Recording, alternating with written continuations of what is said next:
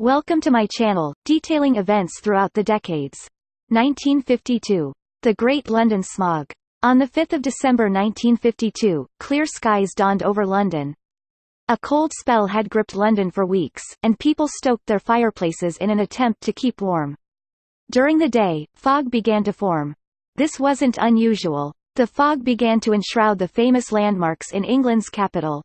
A few hours after the fog had begun, it started to turn a shade of yellowish-brown. It was being mixed with thousands of tons of soot, which was being pumped into the air by factory smokestacks, chimneys and vehicles. Diesel buses had recently replaced the city's electric tram system.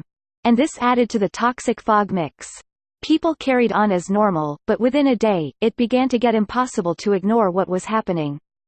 Smog was nothing new in London, but people were calling this one a real pea souper. It soon began to turn into a poisonous mix, which hadn't been experienced before. High pressure had stalled over southern England, and this caused a temperature inversion, meaning a layer of warm air sits high above the surface, trapping the cold air at ground level. This weather system prevented the coal smoke from rising. There was no wind to help disperse the soot-laden smog being spread around London. Noxious air mixed with acrid sulfur particles reeked like rotten eggs. It was getting worse each day, as coal fires carried on burning. The smog was becoming so dense, residents in some areas of the city could not see their feet as they walked. Smog paralyzed London for 5 days. Transport was crippled by the smog. The only transport which wasn't affected was London Underground. Buses tried to operate, and would drive very slowly. Conductors walked in front of the buses holding flashlights. Boats on the River Thames came to a halt. Planes were grounded, and trains cancelled. During the day, drivers tried turning on their headlights hoping to see, but this was no help, and many simply abandoned their cars. Greasy black slime coated the ground, and pedestrians tried not to slip, as they tried to make their way around. Their faces and nostrils were black from the air, and they resembled coal miners. Parents were advised to keep their children home from school, due to the toxic conditions. Looting, burglaries and purse snatching began to increase over the days, as criminals could simply disappear into the smoggy conditions.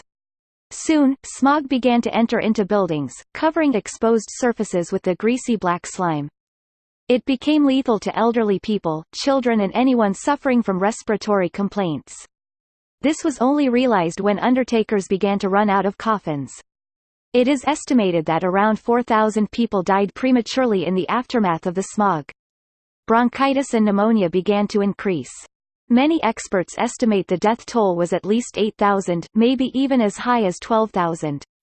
The smog finally lifted on 9 December, when wind from the west swept the smog away from London and out into the North Sea. With no sense of urgency, British government was slow to act during the smog.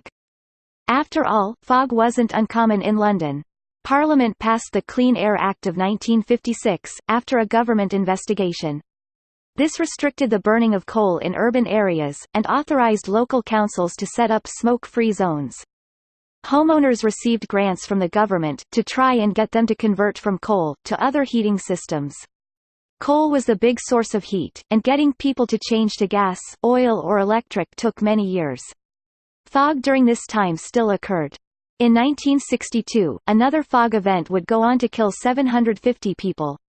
Nothing like the 1952 and 1962 disaster was seen in London again, as people began to convert to better means of heating their homes. Forever remembering those who died in the Great Smog of 1952. Thank you for watching, and learning about events throughout history.